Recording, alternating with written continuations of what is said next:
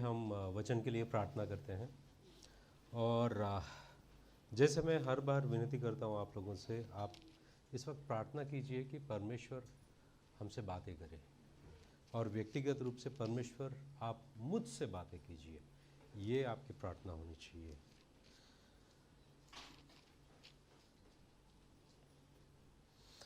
प्यारे पिता परमेश्वर, हम इस शाम के समय दोबारा तेरे उपस्थिति में आते हैं, और इस वक्त परमेश्वर हम मांगते हैं तुझसे कि आप हमसे बातें कीजिए। आपके वचन के ज़रिए हौसला और हियाव दीजिए, हमें सही कीजिए।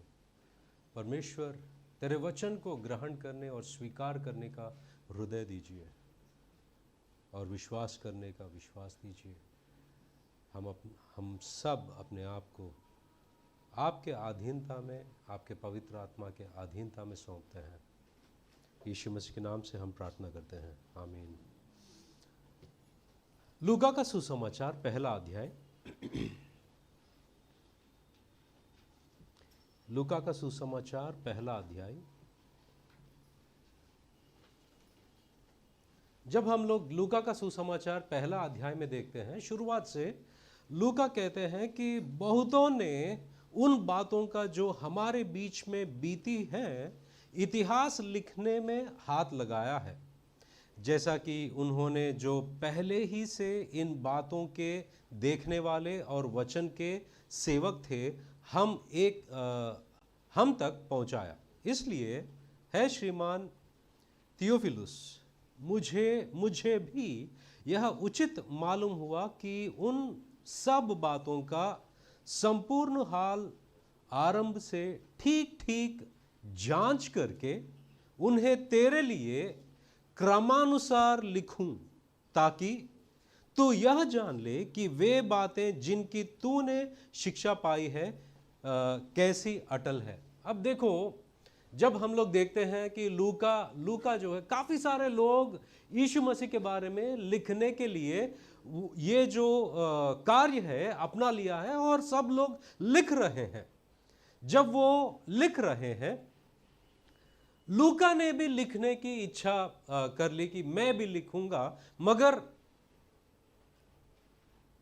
इनका लिखने का मतलब ये था और इनका मकसद था कि सब कुछ क्रमानुसार लिखे। क्रमानुसार मतलब एक्चुअली किस चीज के बाद में क्या हुआ और उसके बाद में क्या हुआ, क्रमानुसार लिखने का उनका मकसद था। मगर जब आप एक क्रम को एक योजनात्मक पूर्वक अगर आप लिखना चाहते हो यीशु मसीह के बारे में लिखने के वक्त, कहां से शुरुआत करोगे? आप शुरुआत कहां से करोगे?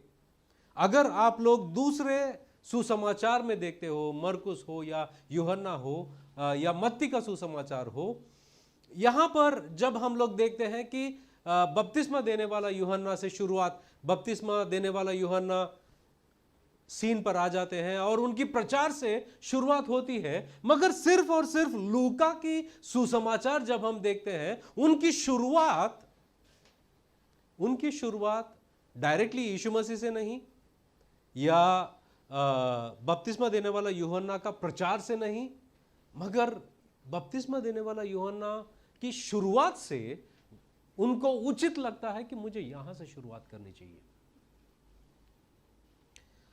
तो जब हम देखते हैं कि बपतिस्मा देने वाला यूहन्ना के बारे में हम लोग ज़्यादा पढ़ाई नहीं करते और ज़्यादा सोचते नहीं। कुछ थियोलॉजियंस और कहते हैं कि वो बहुत अंडररेटेड है। मतलब हमारे तरफ से, मतलब वचन के ज़रिए नहीं, मगर हम ज़्यादा ध्यान नहीं देते। तो जब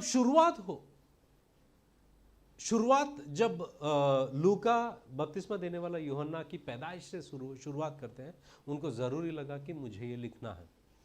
और हम लोग 5वें वचन से लेकर 25वें वचन तक इन सारे वाकया में हम लोग देखेंगे कि क्या हुआ और इससे हमें क्या सीख मिलती है, ये भी देखेंगे।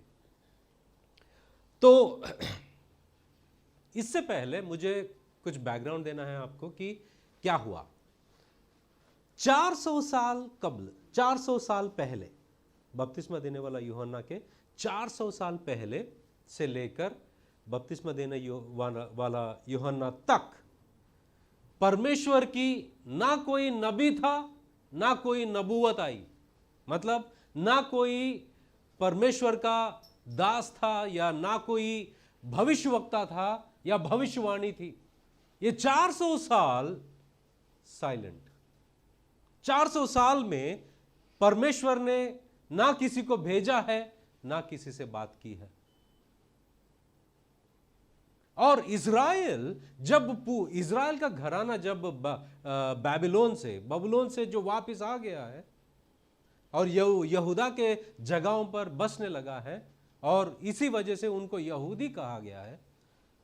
और वो लोग देखते हैं कि परमेश्वर इतने सारे वादे किए हैं कि वो अपना एक मसीहा को भेजेगा।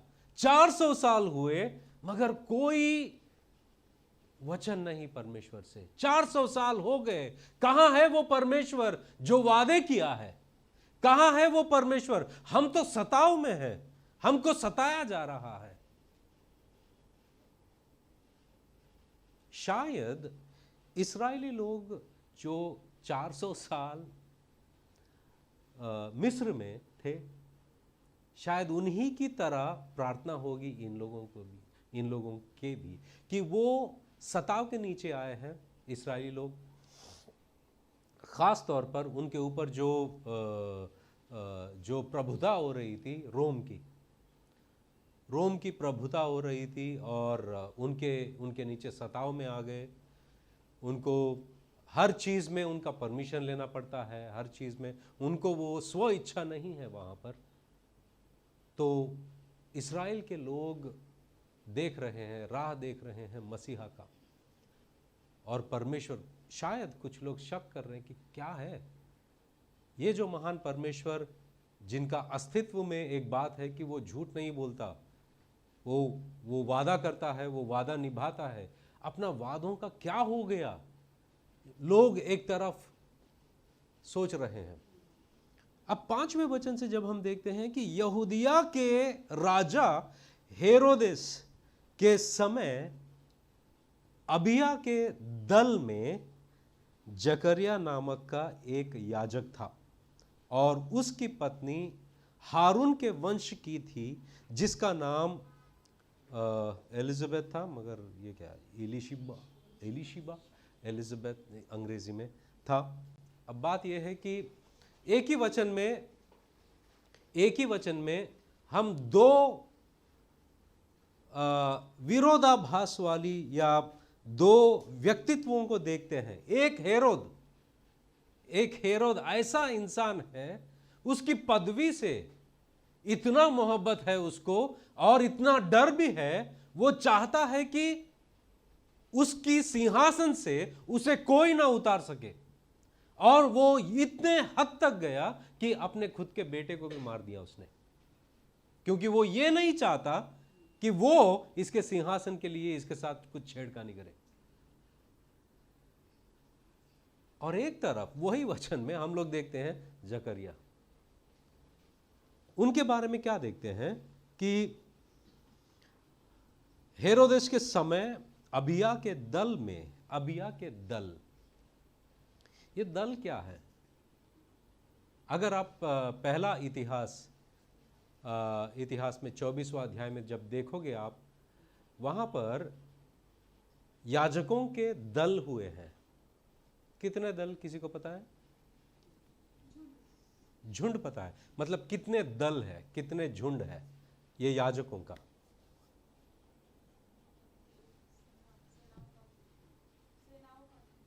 हाँ, कोशिश।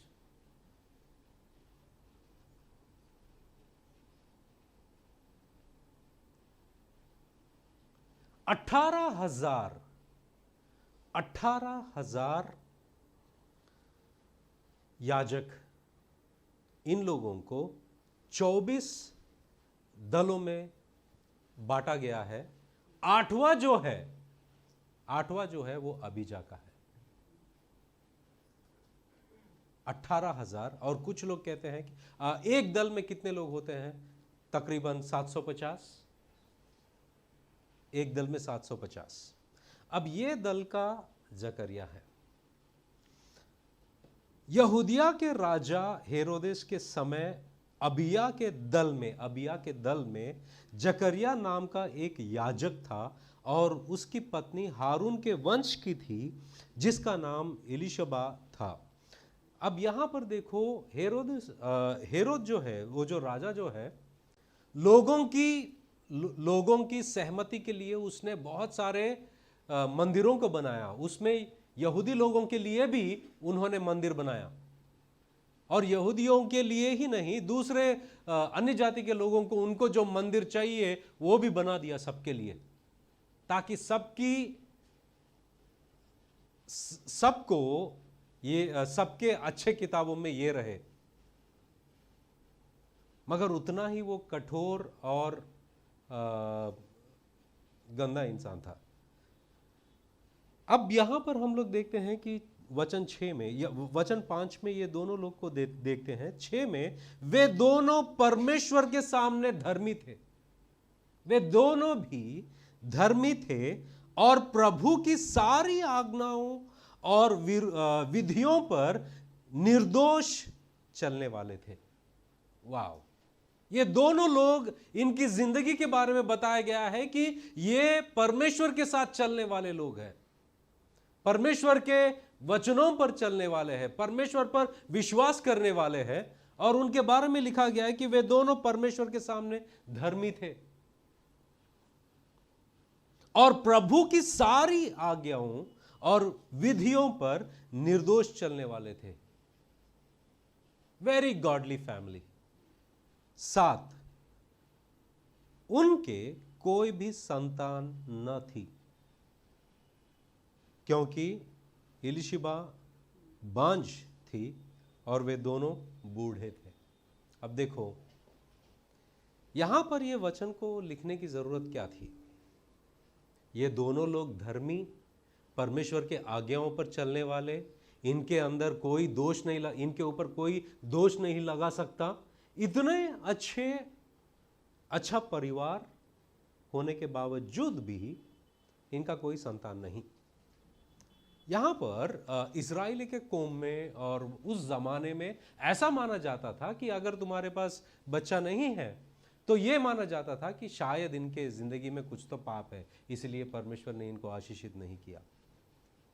कुछ तो है, कुछ तो गलत कर रहे हैं लोग, जैसे दिखते वैसे नहीं। एक जो निंदा डालने वाली बात होती है, वो आज हमारे समाज में भी ऐसा होता है कि नहीं? तो ये लोग अच्छे हैं, और मगर इनके साथ ऐसा हुआ कि इनका कोई संतान नहीं है, क्योंकि एलीशिबा बांझ थी और वे दोनों बूढ़े थे। दो चीजें, बांझ और बूढ़े। मैंने एक दफा जिक्र किया था आपको अब्राहम के बारे में, जब हम लोग पढ़ रहे थे, मैंने बताया था जकरिया के बारे में, उसको याद रखना। क्या can bad things happen to good people? मतलब मैं तो अच्छा हूं, मगर मेरे साथ ऐसा क्यों हुआ? मैंने क्या गलती किया? मैं सब कुछ सही कर रहा था, मगर ऐसा क्या हुआ? मैं परमेश्वर पे विश्वास किया, मेरे जिंदगी में ऐसा क्यों हुआ? मैं परमेश्वर के साथ में चल रहा हूं, ऐसा क्यों हुआ मेरे साथ? ऐसे सवालात बहुत बार आते हैं। शायद जकरिया और उनकी पत्नी के अंदर भी शायद ये सवाल आते रहेंगे कि मैं क्या गलती कर रहा हूं, क्या हुआ, क्यों मेरे जिंदगी में ऐसी बात हुई कि मेरी पत्नी बांझ है और हम बूढ़े हैं। शायद वो लोग लगातार प्रार्थना भी कर रहे थे। 8वां वचन, जब वह अपने दल की पारी पर परमेश्वर के सामने याजक का काम करता था, तो याजकों की रीति के अनुसार उसके नाम पर चिट्ठी निकली कि प्रभु के मंदिर में जाकर धूप जलाए। अब एक एक दल में, एक एक शाखा में, या एक एक सेक्शन में इतने सारे लोग हैं, 750 लोग हैं, और ये 750 लोगों में अगर परमेश्वर के मंदिर में जाकर धूप जलाना हो तो ये लोग क्या करते थे कि चिट्ठी डालते हैं, सबका नाम लिखते हैं और चिट्ठी डालते हैं। तो उसमें से एक का नाम निकला है जकरिया। धूप जलाने के समय लोगों की सारी मंडली बाहर प्रार्थना कर रही थी। अब यहां पर देखो, ये जो मौका जकरिया को मिला है वो सिर्फ और सिर्फ एक याजक के जिंदगी में सिर्फ एक बार आती है, सिर्फ एक बार आती है। 18,000 याजकों में इतने सारे शाखाएं हैं, उसमें 8वां अबीजा है और उसमें 750 लोग हैं। 750 लोगों में जब चिट्ठी डाले तो जकरिया का नाम निकला और जकरिया जाते हैं अंदर। जब वह अपने दल की पारी पर परमेश्वर के सामने याजक का काम करता था तो याजकों की रीति के अनुसार उसके नाम पर चिट्ठी निकली कि प्रभु के मंदिर में जाकर धूप जलाए। धूप जलाने के समय लोगों की सारी मंडली बाहर प्रार्थना कर रही थी। उस समय प्रभु का एक स्वर्गदूत धूप की वेदी की दाहिनी ओर खड़ा हुआ उसको दिखाई दिया। एक बार मौका मिलता है और वो अंदर गया और परमेश्वर का स्वर्गदूत वहां पर खड़ा है। परमेश्वर का स्वर्गदूत वहां पर खड़ा है। अब देखो, इतने सारे वादे परमेश्वर ने किया है इस्राएल के घराने में, इतने सारे लोग इंतजार कर रहे हैं मसीहा का, और इस्राएल जो है मसीहा का इंतजार कर रहे हैं। और याजक अंदर जाकर जब धूप जलाता है, जब धूप निकलती है, लोगों के तरफ से उनकी प्रार्थनाएं, याजक प्रार्थना करता है लोगों के लिए, इस्राएल के घराने के लिए प्रार्थना करता है। और जब लोग प्रार्थना कर रहे हैं बाहर, जब धूप देखेंगे और उनको तब पता चलेगा कि हमारे प्रार्थनाएं परमेश्वर को सौंप दिए गए। और उसके इंतजार में सब लोग देख रहे थे। और ये इंसान, सारा इस्राएल मसीहा का इंतजार कर रहा था। हां, जकरिया भी मसीहा का इंतजार कर रहा था, मगर इसके अंदर और एक चीज भी थी कि मेरी बीवी बांझ है, मेरा कोई बच्चा नहीं। और स्वर्गदूत वहां पर खड़ा होता है। हम भूल जाते हैं, बहुत बार भूल जाते हैं। हमारे जिंदगी में एक बार परमेश्वर कार्य करते हैं, उसके बाद में हम ऐसा जिंदगी जीते हैं कि उसने हमारी जिंदगी में कुछ किया ही नहीं। फिर दूसरा कुछ होता है, तब हम लोग एकदम उत्साहित होते हैं, गाना गाते हैं और नाचते हैं और एक्साइटेड होते हैं। थोड़े दिन के बाद में स्लोली फिर ऐसा जीते हैं कि कुछ किया ही नहीं परमेश्वर। और थोड़े दिन के बाद में we live from miracle to miracle, मतलब एक चीज से एक चीज ऐसा होते हैं और बीच में भूल जाते हैं। मगर यहां पर जो 400 साल हो गए, परमेश्वर भूला नहीं और परमेश्वर ने दर्शन दिया है। परमेश्वर ने दर्शन दिया है।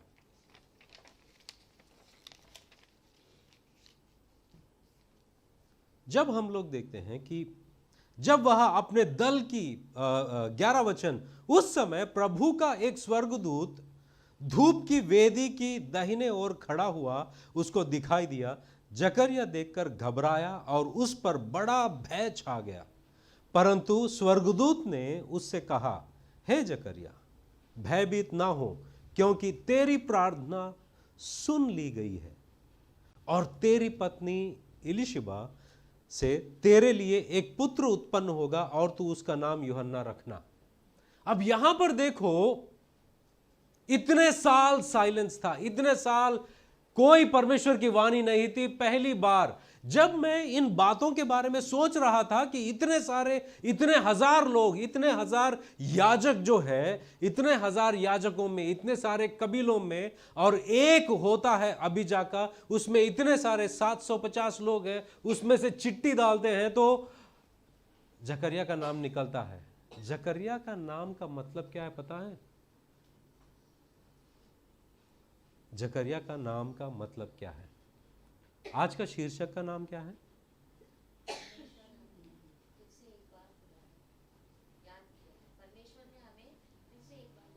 परमेश्वर ने हमें फिर से याद किया। ये जकरिया नाम का मतलब है।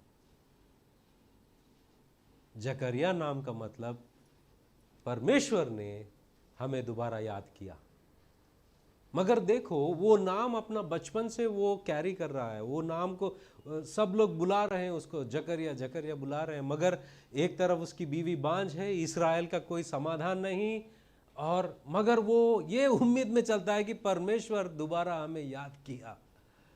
मगर एक वक्त आया कि उसने, परमेश्वर ने इस्राएल को याद किया और जकरिया को याद किया और अपना दूत को भेजा। जब मैं ड्राइविंग कर रहा था, मैं इन बातों को सोच रहा था कि परमेश्वर अब कितने महान है। इतने सारे लोग हैं, उसमें से वो एक दिन, और उस दिन इतने सारे लोगों में चिट्ठी डाली गई और जकरिया का नाम निकला, और उसी दिन आप उनसे बात करने वाले थे।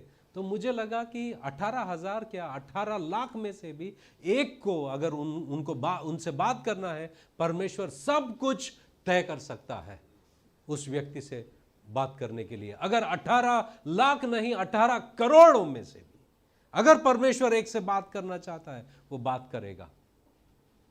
सब कुछ योजनाएं परमेश्वर बनाता है। इससे हमको एक बात साबित होता है कि हर एक बारीकी चीज परमेश्वर के जहन में है। वो हर एक चीज का ध्यान रखता है, हर एक बात का ध्यान रखता है। और क्योंकि वो सर्वशक्तिमान परमेश्वर है, सब पर गालिब है, वो सब पर अधिकार है, और वो हर चीज को अपने हाथों में रखता है। जब हम उस पर विश्वास करते हैं, हमारी जिंदगी में कोई भी ऐसी बात होगी नहीं कि उसके हाथ के बाहर है।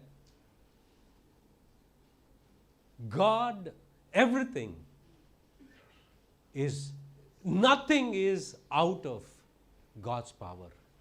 Nothing is beyond His power or His hand.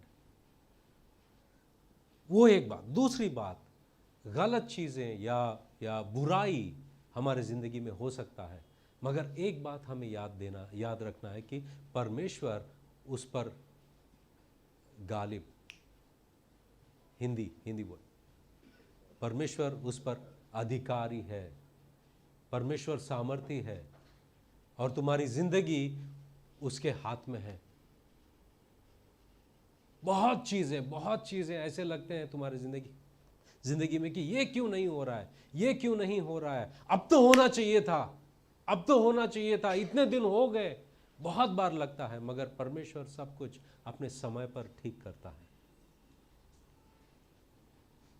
सब कुछ अपने समय पर ठीक करता है वो। आगे जब हम देखते हैं कि जकरिया देखकर घबराया और उस पर बड़ा भय छा गया, परंतु स्वर्गदूत ने उससे कहा, है जकरिया, भयभीत ना हो, क्योंकि तेरी प्रार्थना सुन ली गई है, और तेरी पत्नी एलिशिबा से तेरे लिए एक पुत्र उत्पन्न होगा, और तू उसका नाम यूहन्ना रखना। तेरी प्रार्थना सुनी गई है। तेरी प्रार्थना सुन ली गई। अब ये इस्राएल के बारे में प्रार्थना कर रहा है और अपने लिए भी प्रार्थना कर रहा है, मगर परमेश्वर ने दोनों का जवाब एक में ही दिया है। यूहन्ना को भेजा है, या यूहन्ना के जरिए इस्राएल के लिए उन्होंने भेजा है, ताकि वो परमेश्वर से पहले जाकर वहां का जमीन या लोगों में पहले से ही रास्ता साफ करे। और दूसरी बात, इनकी जो इनको जो बच्चा चाहिए था वो भी मिल गया। आगे हम देखते हैं, तुझे आनंद और हर्ष होगा और बहुत लोग उसके जन्म के कारण आनंदित होंगे, क्योंकि वह प्रभु के सामने महान होगा और दाखरस और मदिरा कभी ना पिएगा और अपनी माता के गर्भ ही से पवित्र आत्मा से परिपूर्ण हो जाएगा। 16 वचन, और इस्राएलियों में से बहुतेरों को उनके प्रभु परमेश्वर की ओर फेरेगा। ये क्या करेगा? इस्राएलियों को प्रभु परमेश्वर की ओर फेरेगा। जब बपतिस्मा देने वाले यूहन्ना जब प्रचार कर रहा था, बहुत सारे यहूदी बपतिस्मा लेने के लिए आ गए। वो तैयार कर रहा था उनको यीशु मसीह के लिए। 17 वचन, वह एलिया की आत्मा और सामर्थ में होकर उसके आगे आगे चलेगा कि पितरों का मन बाल बच्चों की ओर फेर दे और आज्ञा ना मानने वालों को धर्मियों की समझ पर लाए और प्रभु के लिए एक योग्य प्रजा तैयार करे। अब 18 वचन में देखिए क्या कहता है। जकरिया ने स्वर्गदूत से पूछा, ये मैं कैसा जानूं, क्योंकि मैं तो बूढ़ा हूं और मेरी पत्नी भी बूढ़ी है, हो गई है। स्वर्गदूत ने उत्तर दिया, मैं जिब्राइल हूं। यहां पर बात देखो, ये मैं कैसे जानूं कि ये होगा? मैं बूढ़ा हूं। हेलो, आप? क्रेग। I am Peter. जब जिब्राइल आया है, जब ये बात कर रहा है, मैं बूढ़ा हूं, मैं जिब्राइल हूं। You understand? मैं बूढ़ा हूं, जिब्राइल कहता है मैं जिब्राइल हूं। बात क्या है वो बोलो।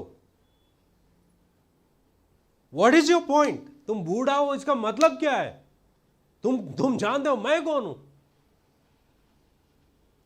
जब परमेश्वर इतने दिन वो प्रार्थना कर रहे हैं, इतने दिन वो प्रार्थना कर रहे हैं कि बच्चा चाहिए, बच्चा चाहिए, बच्चा चाहिए, बच्चा चाहिए। ये बूढ़े हो गए, शायद वो प्रार्थना रिपीट हो रही है, आदत बन गई है, या तो उनके प्रार्थना बदल गए, अब परमेश्वर अभी बच्चे नहीं है। इस बांझ का जो निंदा है उसे सहने के लिए आपका अनुग्रह दो। शायद ऐसा भी प्रार्थना करते होंगे। मगर जिब्राइल कहता है कि तेरी प्रार्थना सुन ली। और वो कहता है कि मैं कैसे जानूं? मैं तो बूढ़ा हूं, मैं जिब्राइल हूं। मैं तो बूढ़ा हूं, या मैं कैसे जानूं? क्योंकि मैं तो बूढ़ा हूं और मेरी पत्नी भी बूढ़ी है, हो गई है। स्वर्गदूत ने उसको उत्तर दिया, मैं जिब्राइल हूं, जो परमेश्वर के सामने खड़ा रहता हूं, और मैं तुझसे बातें करने और तुझे यह सुसमाचार सुनाने को भेजा गया हूं। मतलब यहां पर जिब्राइल कहता है कि तुमको क्या मजाक लग रहा है? मैं कौन हूं जानते हो? मैं जिब्राइल हूं, जो परमेश्वर के सम्मुख मैं खड़े होता हूं, मैं उनको देखता हूं और उन्होंने मुझे भेजा है। और तुम्हारी हिम्मत कैसे हुई कि इसको आप इस पर विश्वास नहीं कर रहे? क्या परमेश्वर के लिए कोई चीज असंभव है? आप तो प्रार्थना कर रहे थे, तो विश्वास करने में क्या प्रॉब्लम है? स्वर्गदूत को देखने के बाद में भी ये घबरा गया। हाँ, क्योंकि काफी पुराने नियम में हम लोग देखते हैं कि जब भी परमेश्वर को देखते हैं उन लोग तय हो जाते हैं कि हम मर जाएंगे। अगर यहां पर ऐसा नहीं हुआ, ये बातें कर रहा है, बातों में पता चला कि परमेश्वर ने इनकी प्रार्थना को सुनी। यहां पर हमको पता चलता है, पहली बात हमने देखा है कि परमेश्वर सामर्थी है तुम्हारी पूरी जिंदगी के हर एक बारीकी से हर एक चीज वो संभालता है। नंबर 1। 2, दूसरी बात यह है कि परमेश्वर तुम्हारे प्रार्थनाओं को सुनता है। परमेश्वर तुम्हारे प्रार्थनाओं को सुनता है। तीसरी बात हम लोग यहां पर देख रहे हैं कि जब परमेश्वर उसके वचन पर विश्वास करने के लिए हमें कहता है, हमको शक नहीं करना चाहिए। हमको शक नहीं करना चाहिए और परमेश्वर के वचन को देखना है, हमारी परिस्थिति को नहीं, हमारी परिस्थिति को नहीं। क्योंकि जकरिया वही कर रहा था कि परमेश्वर के वचन के ऊपर विश्वास करने के बजाय वो अपनी खुद की स्थिति को देख रहा था। और इसके वजह से क्या हुआ कि मेरा ऐसा हो नहीं सकता, ऐसा कभी नहीं हो सकता। आगे स्वर्गदूत ने उसको उत्तर दिया, मैं जिब्राइल हूं जो परमेश्वर के सामने खड़ा रहता हूं और मैं तुझसे बातें करने और तुझे यह सुसमाचार सुनाने को भेजा गया हूं। क्या आपको पता है कि आप अगर जानते भी नहीं, मगर स्वर्गदूत आपकी सेवा करने के लिए होते हैं। मैं एक वाकया को बताऊंगा। मेरे मामू जो हैं उनकी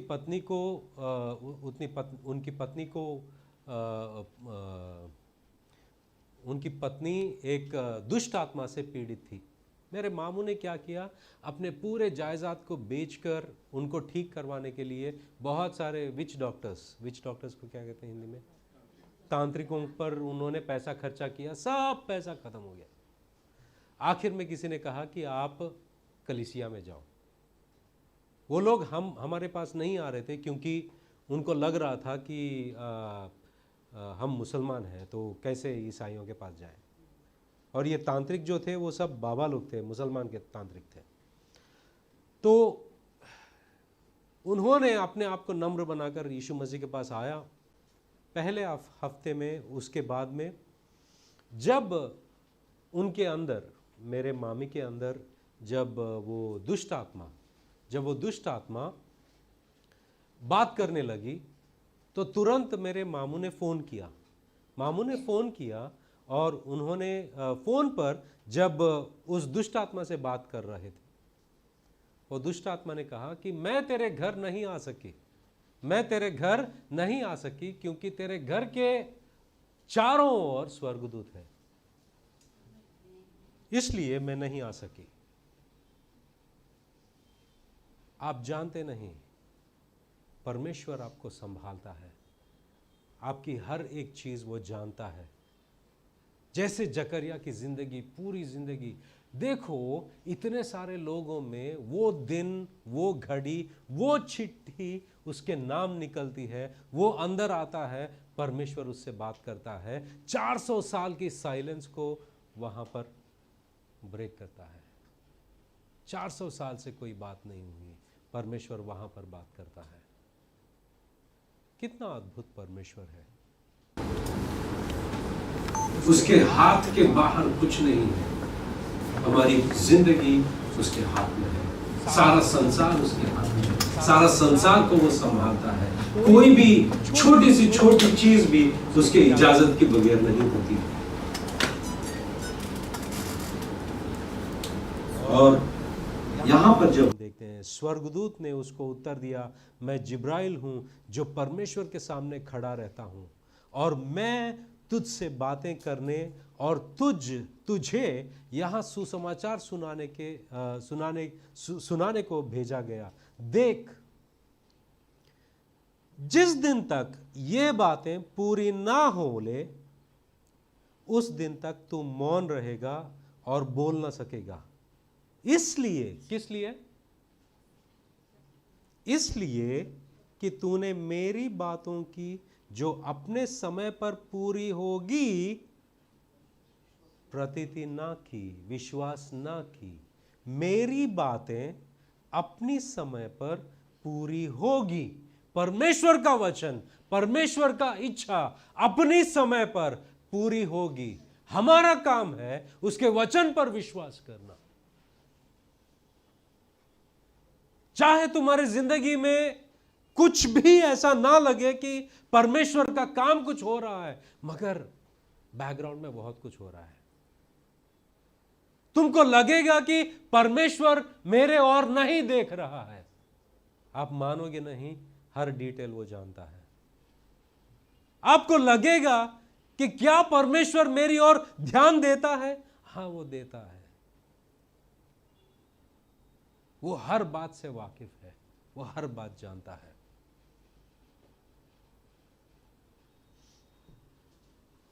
जब वह बाहर आया,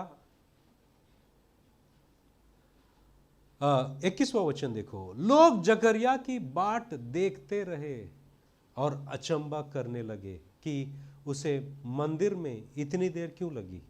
जब वह बाहर आया तो उसने बोल ना सका, अतः वे जान गए कि उसने मंदिर में कोई दर्शन पाया है, और वह उनसे संकेत करता रहा और गूंगा रह गया।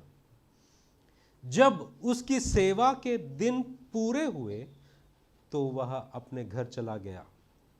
इन दिनों के बाद उसकी पत्नी एलिशबा गर्भवती हुई और 5 महीने तक अपने आप को यह कह के छिपाया रखा, मनुष्यों में मेरा अपमान दूर करने के लिए प्रभु ने इन दिनों में कृपा दृष्टि करके मेरे लिए ऐसा किया। मेरे लिए ऐसा किया, मेरे लिए ऐसा किया। प्रभु ने दृष्टि करके मेरे लिए उसने ऐसा किया। ये अद्भुत बात है। जब यही जिब्राइल मरियम के पास जाता है, मरियम को कहता है कि आप गर्भवती होंगे। ये कैसा होगा? मैं कुंवारी हूं। जकरिया कहता है मैं बूढ़ा हूं। मरियम कहती है कि मैं कुंवारी हूं। और वहां पर थोड़ा जिब्राइल ने हल्का लिया। जिब्राइल ने मरियम को नहीं कहा मैं जिब्राइल हूं, ऐसा नहीं कहा। जिब्राइल ने कहा मैं जानता हूं। यहां पर देखो, एक बूढ़ी औरत है, एक कुंवारी है। इन दोनों की जिंदगी में एक चीज किया परमेश्वर ने, इससे साबित किया कि मैं कुछ भी कर सकता हूं। एक बूढ़ी औरत है, एक कुंवारी है। ये दोनों भी चीज नामुमकिन वाली बातें हैं, मगर परमेश्वर ने करके दिखाया कि मैं कर सकता हूं। और वहां पर जिब्राइल कहता है कि परमेश्वर के लिए कोई भी बात असंभव नहीं है। तो इन सारे बातों से हम लोग क्या सीखते हैं? पहली बात, परमेश्वर जो है हमारी जिंदगी के हर एक बात से वो वाकिफ है और वो अधिकारी है, वो प्रभु है हमारे। पहली बात। दूसरी बात, परमेश्वर कभी भूलते नहीं, ना इस्राएल को, ना जकरिया को, ना तुम्हें, ना मुझे। उनकी निगरानी हम पर हमेशा रहती है। तीसरी बात, परमेश्वर हमारे प्रार्थनाओं का जवाब देता है। चौथी बात, कभी कभार बुरे चीजें अच्छे लोगों के जिंदगी में होती है, मगर इसका मतलब ये नहीं कि उनके जिंदगी में कुछ गड़बड़ है या पाप है। मगर कुछ बातें होती है ताकि परमेश्वर अपने समय पर सब कुछ करता है, अपनी इच्छा के अनुसार सब कुछ करता है। और हमारा जो काम है उस पर भरोसा करना, उस पर विश्वास करना। और परमेश्वर अंत में कहता है कि मेरे से कोई भी चीज असंभव नहीं है। हालेलुया। प्रार्थना करते हैं।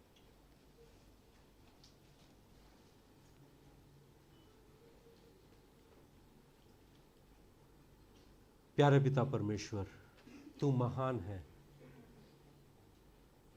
तू महान है, तू सामर्थी है। परमेश्वर, हमारी जिंदगी तेरे हाथों में है और तू सब कुछ जानता है। तू सब कुछ जानता है। काफ़ी बार हमको ऐसा लगता है कि हमारे ज़िंदगी में कुछ नहीं हो रहा है और काफ़ी बार परमेश्वर हम शक भी करते हैं कि क्या तो हमारे ज़िंदगी में है, मगर इस वचन के ज़रिए हम ये जानते हैं, तेरे स्वभाव को जानते हैं परमेश्वर, कि हमारी ज़िंदगी को बारीकी से आप जानते हैं, एक एक चीज़ आप जानते हैं और सब कुछ आपकी अधीनता में है। और परमेश्वर जकरिया की ज़िंदगी से हम ये देखते हैं कि आपके वचन पर विश्वास करना ज़रूरी है, क्योंकि ये अपेक्षा आप हमसे रखते हैं। परमेश्वर, जब भी हमने आप पर शक किया, हमें माफ़ कीजिए। हम जानते हैं परमेश्वर कि आप हमारे ज़िंदगी में हैं और आपकी दृष्टि हम पर है। धन्यवाद करते हैं परमेश्वर हर वो बात के लिए, आपने जो हमारे ज़िंदगी में किया है, हमें उद्धार दिया और उस सलीब पर हम जान दिया ताकि हम उद्धार पाए। अगर कुछ भी शक हो सकता है किसी पर भी, मगर जब हम वो सलीब को देखते हैं, तेरा प्यार को कभी शक नहीं कर सकते परमेश्वर। तू महान है, तू अच्छा है। यीशु मसीह के नाम से हम प्रार्थना करते हैं, आमीन आमीन। Thank you great grace Santa cruise की हिंदी सभा को देखने के लिए और यूट्यूब पर, और धन्यवाद देते हैं कि आप हमारे संग जुड़ सके।